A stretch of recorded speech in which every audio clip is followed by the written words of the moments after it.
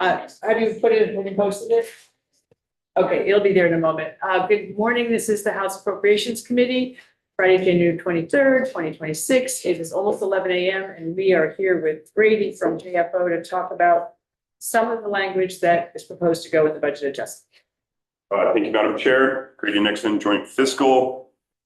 So what the committee has in front of you or online is just a small packet of language on some decisions related to decisions that the committee has already made. As the chair noted, there are other things floating out there that I think the committee will touch on later this afternoon. On the first page here, this would be adding a one-time appropriation of $3 million of general fund to address the potential issue with ADEC that was mentioned in the treasurer's memo. So this uses language that was also used in prior budget bills to address the same substantive issue and would ensure that there are sufficient funds to meet 100% of the Vermont State Teachers Retirement System's actuarially determined employer contribution. So this is the language. We'll talk about where the money comes from this afternoon. That's part of that larger conversation, but we had said that I have to do this thing. It's just the federal. The federal, teachers. Yes. the FGA thing. Yeah. On page 2, so this is just a few tweaks to governor recommend language regarding that child care reserve language that Emily was just presenting on. On the second line of this page, you'll see just a highlight there. That is just to indicate that this section of recommended statute was sent over without a section title. So that would just, that's placeholder language for whatever the committee would like to call this section of statute. And then in sub D and sub E, the committee will see the same, a very similar sentiment in sub D, where it clarifies that if the amount unreserved for that estimate is greater than actual receipts due to the fund, then the excess shall be reserved in accordance with section 308C, which is the balance reserve and pension fund split. And the remainder shall be transferred to the child care contribution fund. So the highlight in yellow just clarifies in statute that once those funds are unreserved, they need to be transferred from the general fund to the child care contribution special fund. The same thing is done in sub E. Again, that section addresses if that estimate were to be less than actual receipts, then an amount equivalent to that gap will be unreserved from the balance reserve. And then that combined total would be transferred to the child care contribution special fund. That's our new 308D is our new section. On page 4, this would be an amendment to the current child care contribution special fund that would be added as a new section to the budget adjustment. You'll see in sub B, sub 2, beginning on line 17. What this would do is strike the words "or appropriated" and "by the General Assembly." This just would align statute with actual practice. For one, just on a technical matter, funds cannot be appropriated to a fund; they can only be transferred. So you'll see that statutory cleanup in other instances in the governor's recommended budget, where instances of appropriated to a fund are being struck from statute. And then striking "by the General Assembly" just aligns statute with practice that these funds would not be directly transferred in an act by the General Assembly, but be done by the administration. Makes sense. That's what set us all up for the childcare tax money. So this special fund setup does not require that we appropriate money from that fund for the purposes in any given year. This is not taking money out. This. I understand this, but this is a separate question. So are they able to, those that access this fund, are they able to just access that money, or do we have to appropriate each year a certain amount from that fund?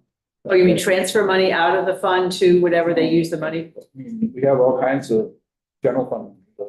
We have to appropriate that money Right. for an agency to use. Yeah. So do we have to appropriate this special fund money for them? Because even the Fish and Wildlife, a special fund, Yeah, had to be appropriated Right. before we could use it. Is that going to be the same process? right. So I'm just gonna back up for a second. So what we've talked about in all of this so far has been how we get the money into that fund. And you're asking about how the money gets out of the fund and is used. I don't have an answer to that. I don't know if Emily does or Brady does. They get Once the money's in there, how does it get out and be utilized? I apologize. I know you weren't paying attention because you didn't have to. You had already done all this work. So we have, let's say we have 88 million in the child care special fund. Yeah. And it needs to get transferred or sent to people so they can use the money that we put in there. Yeah, How does that happen? it's the DCF, Child Care Financial Assistance. They can just shouldn't get any money to be appropriated. You appropriate it, yeah, it's DCF. So we'll be part of our appropriation Oh, process. yeah, yeah. Okay, thanks. So I want. Okay, that's what, that clears. Transfer, the special fund and the general fund, go either way, it has to be transferred, it can't be. That's right. It's not an appropriation, it's a transfer. Just wanted to make sure they didn't have a blank check. Yeah, no blank checks. Don't like blank. I don't know, if somebody wants to give me a blank check, that's a different story, but yeah, not here. Okay. Continue, Grady. On page 6, so this would be the final technical tweak relating to all of this CCC fund stuff. This would be in that sub D, you'll see highlighted the statutory reference to this new reserve language. So that language and 32 VSA 308D would be cut to clarify that the order of things that the General Assembly intends is for the Child Care Contribution Fund Reserve mechanism to be executed prior to that 75 million being reserved. Okay. And I believe the committee has discussed further language changes it might wish to make to language regarding that 75 million reserve. Sorry, we are, oh. Yes, all right, so sorry, I was just focused on the 3308D and not looking at the rest of the, so that's a question. Is this the question of which is step 2 and which is step 3? And then we have the question of the whole 74.9 million, and so what I'm thinking about the 74.9 million is that we've already talked about not actually using it in budget adjustment, but making that decision about using it in the context of the whole education thing in the big bill. So we want to but we need to reserve the money so that it doesn't get spent out in 308C or whatever. And we do that every year. If we have extra money, we say we're going to hold it for. But I don't want to say that it's just for education property taxes, because we don't know what that number is going to be. And what if it's 72 million and we don't need 74.9 million? Or what if it, you know what I mean? So I'd rather say property taxes and other good things that you can write in some language. Do you know what I mean? So that it can still all be used for education if that's what we decide, but if we don't need it, we haven't boxed ourselves in, but we're still reserving it. Lynn? Yeah, that's different language, that's something. So there's 2 parts of this, right? So along with that, I think these ought to be flipped. You're talking about. I would do The I do, CCC, right, and 3 then and 2, so whatever right. this other money is. Yes. For Yes, other things, maybe. exactly. I don't think it's very much, but I also think it's really important that if taxpayers are paying it for that we don't want to find ourselves in a situation, even if it's unlikely, where the money is going to something that isn't. This language too. So the highlighted bit that you'll see there, that would be struck, which would have the effect of changing that order of things for that closeout procedure. So that would ensure that the Child Care Contribution Fund reserve language is executed prior to that 74.9. So you would take the yellow out. Correct.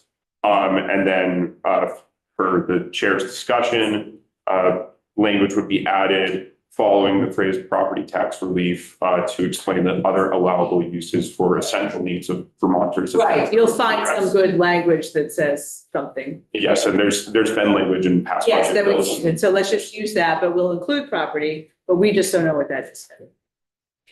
So is this closing up, in this whole concept of saying that the childcare, the money that's intended for the childcare fund is only gonna go for the childcare fund? Yes. That's what we're paying the taxes That's for. right. Property transfer tax also has this same attitude that if you buy a house or property Yeah. that is, 1.5% is going to property transfer tax. And since its creation, it has carried the notwithstanding. And that fund has only recently been regularly funded at full amount Yeah. of what it's statutorily written in, Mhm. because we had the power of the purse of Right. the cash. So these are similar collections to be used for special things. But it sounds like we're creating deeper walls for this so that we can't notwithstand this money. Is that accurate?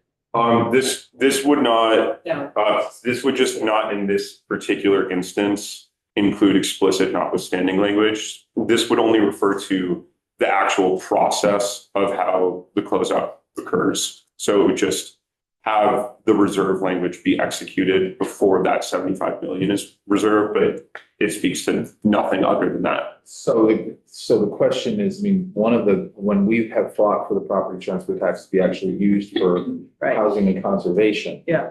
We've been told by, that, well, I can take the notwithstanding away, but you can't, it won't stay there because every legislature is different. Yeah. And they can put that in. So I'm just curious. that's gonna happen again next year. We are making a decision right now Just this year. for this particular specific item that we are going to flip those. And And this is more geared towards, I'm just trying to get this Yeah, straight. So this is getting more geared towards how we, rather than waiting for the fall, this is to help not just the child care fund. That's almost irrelevant to this. It's almost just about the accounting that's needed to be done to close Yes. out. Correct. Fiscal year. Yeah. This is purely technical, in that, personal income tax and payroll tax receipts are received and deposited into the general fund at the same time. And that payroll tax revenue is statutorily, must go to the child care contribution fund. So it's just making sure that occurs in the way that it is supposed to, but it's not speaking to anything broader about the use of funds or anything. Right, and it's to get it there sooner so that you can close, so that the big we can close out the fiscal year closer to June 30th. Correct. Than October or whatever. Correct. Okay. Essentially dotting the I and crossing the T. yeah, yeah. And being as clear as we can. Okay, so you understand what we were kind of looking for in this one from Martin or something? Yes. Okay. It looks like you have another one? You got a couple? Yes, on page 7, this is a very silly one. I just slipped up last year and called Act 113, 2023 acts and resolves, and that act is 2024, so it's just fixing that. Are you okay with that?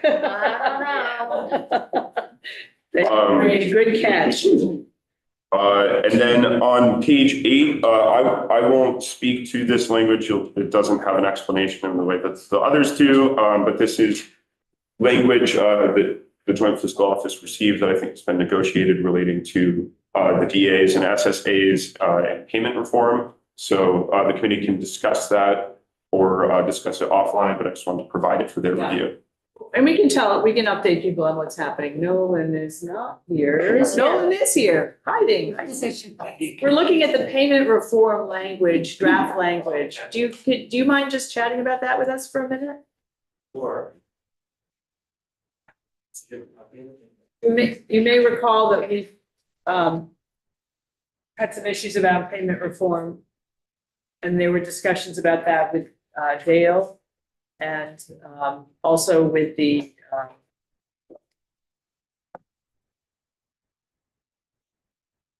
designated agencies. And the designated agency, right, and SSAs. All right. Hi, Nolan, thank you. Hi. For the record, Noel Langwell, the Joint Fiscal Office. What this is here is placeholder language. We had heard, legislators and myself had heard from the designated agencies that were related to payment, the new payment reform. If you remember, that went into effect this past year on how agencies are paid. It was tied to the conflict-free case management and payment reform. Ultimately, what they're experiencing were two things. One, they had concerns around risk because they didn't feel they had all the tools they needed to implement it, and it put them at risk for penalties. I might not be articulating that well. And then the other issue they were running into was cash flow in terms of the timing of when payments were going to be made. And so we tried to work with the DAs and Dale to try to reconcile the difference to get to a place where the DAs say this will work and Dale says we can legally do this. And so we haven't gotten to that place yet. So what this is really meant to be placeholder language to keep the conversation going so that we can hopefully get to a resolution between all the parties by the time this bill passes. Did I articulate that well? Yeah, it's bigger than a simple fix and requires more work. There's not any money involved in this at this point. But if this does keep the conversation going, the Senate will have more information when they take it up. And any changes they make will therefore come to the committee of conference, so we'll have a chance to weigh back in on it. But if we don't put it in, we can't address it going forward.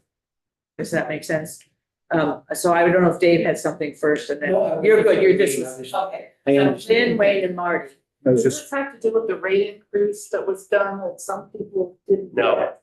No, That's the tier one. different. We're probably sitting in this chair a little while about that. That's a different issue. I was just wondering if we should get the report too.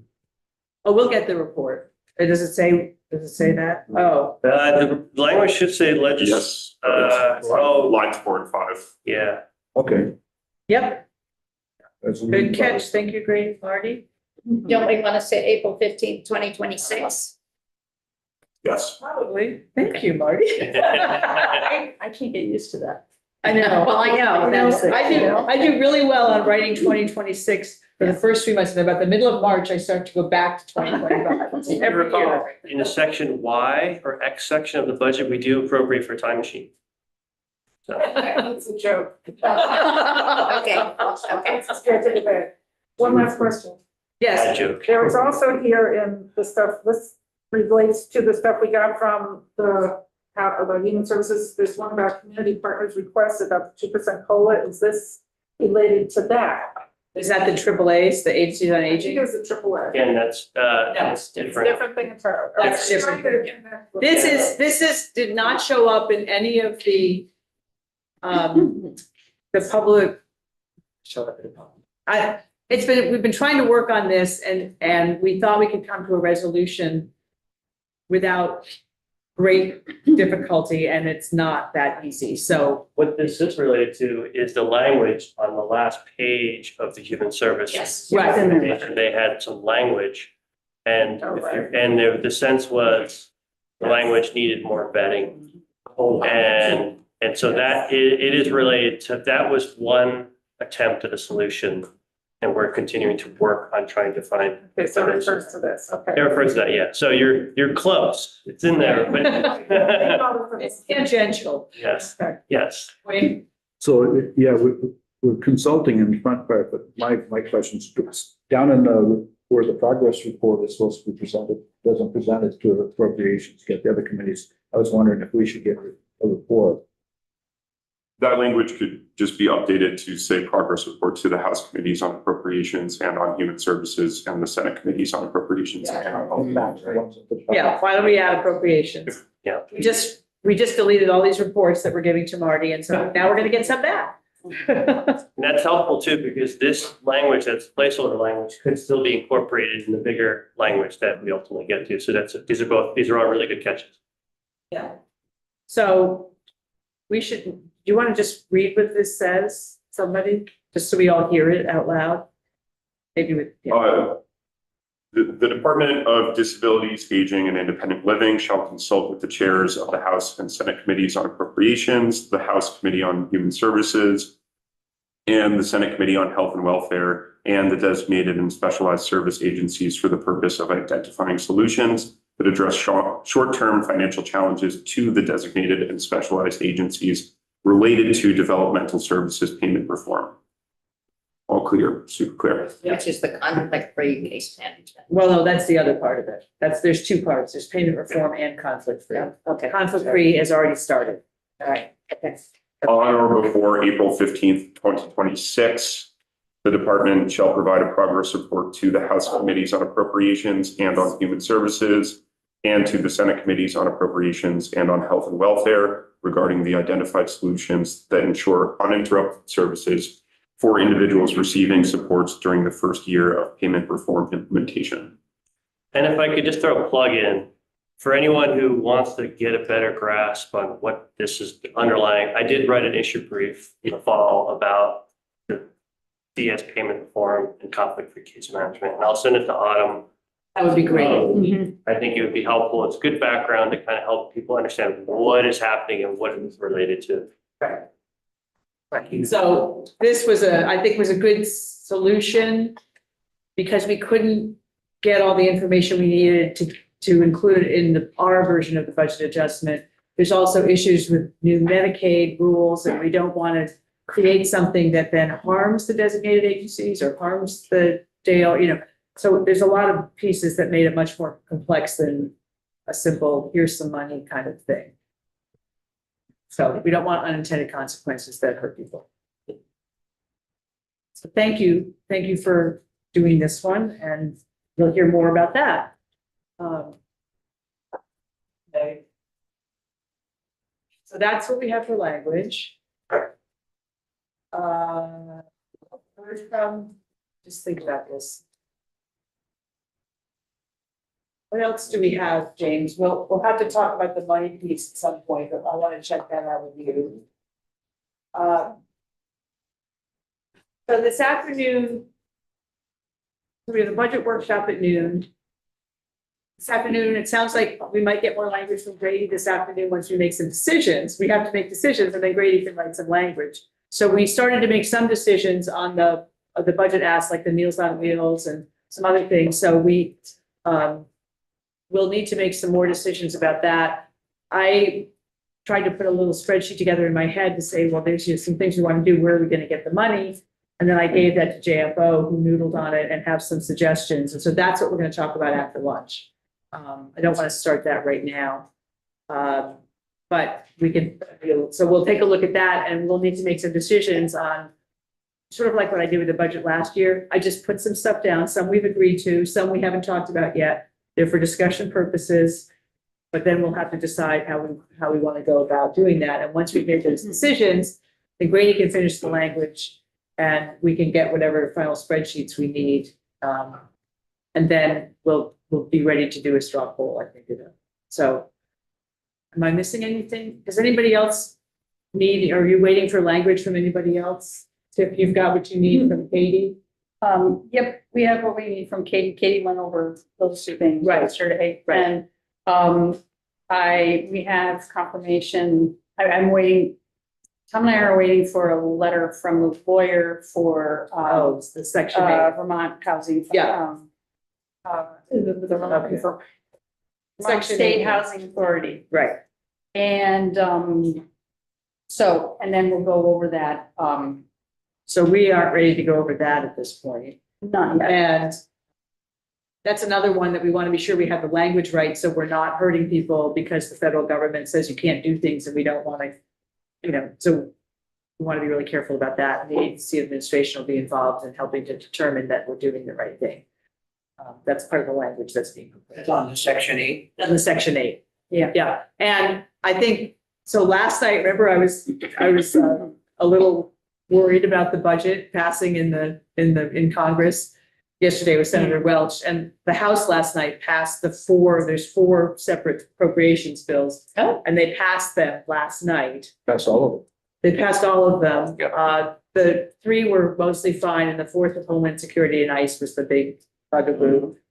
But so now they're going to the Senate, and I don't really know enough about their process, but obviously they'll be back in town next week. In Washington to do whatever they need to do. So we'll see. So at least it's moving, but obviously they've had these things. They didn't like suddenly say, well, let's go figure out a budget. They've had them, they've been it. You sitting know how on many this. staff they got down there? Yeah, I mean, when they sent that bill over or Yeah. back in 2009 for the stuff that went on, it was literally, you printed out, it was that. thick. Yeah. yeah. It makes our 1,656 page full budget look like not very It's much. just one bit, just one. Well, yeah, so that gives me hope that maybe we won't have to deal with the government shutdown on top of everything else we're trying to deal with here in the state, but they made a step. Okay. So that's what I know about that. Dave, you have anything else? Well, it's a section 8 question, and if it's not appropriate, do it some other time, but given that you were talking about it. Sure. Have we received clarity that if Vermont was so inclined to put money into section 8, that it would in some way yield more funds the next year from HUD? In fact, Vermont? it's disallowed. No, it would be a problem. That doesn't happen. Okay. There are some very specific exclusions in the letter. Do we have a copy of that letter electronically? It's the House, it's the directive from 2009. Yeah. Yeah, so why don't we share that so you can read the letter. This was a HUD directive, which surprisingly hasn't been changed since the Obama administration. I guess they missed it, but anyway, there's some very clear, it says, and you may not use state funds. There's stuff like that. I don't need to, thank you. Yeah, that's been part of the challenge, is trying to figure out how to interpret the directive and make sure that we're not harming. Great. Right, And making it worse. there's just that idea of, and representative from the State Housing Authority pointed this out, there's that idea of calling it permissible. It's not illegal, the question is it permissible? Exactly. And given the fact that federal language is written in a very tricky way, especially in particular in this issue. Right. They're trying to untease the knot and find the right language that makes it permissible. Right. So it is thorny. And we'll just remind everybody that this is not anything that the state government has had to deal with. This has been, our ledge council has not, we don't have a specialist in this in ledge council. So, and James has had to learn about it because nobody's in JFO has had to spend time on it. So it's been a real learning curve for everybody. I just would add that VSHA, the director, has been in constant communication with HUD folks about, making sure that this is, what is allowable, what is not allowable, and has their attorneys looking at the language and they've signed off on the language, but we should be getting a memo of some kind from the attorney that just explains, How they got there, yeah. Right. yeah, how they got there. Right. Thanks. So more to come on that. Exactly. Yeah. So I think that's everything. We'll look at the money and make those final decisions on that, have that conversation. I will present something. It's for discussion. It's, like we've done in the past. If we need to have other conversations, we will break as we need to have, to find out more.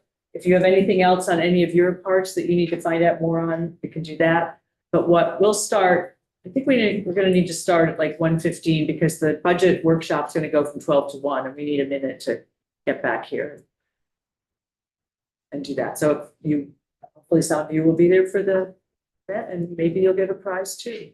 But you can't help them, can't help the other legislators do their work. It's going to be fun. And Grady's done a great job putting this all together.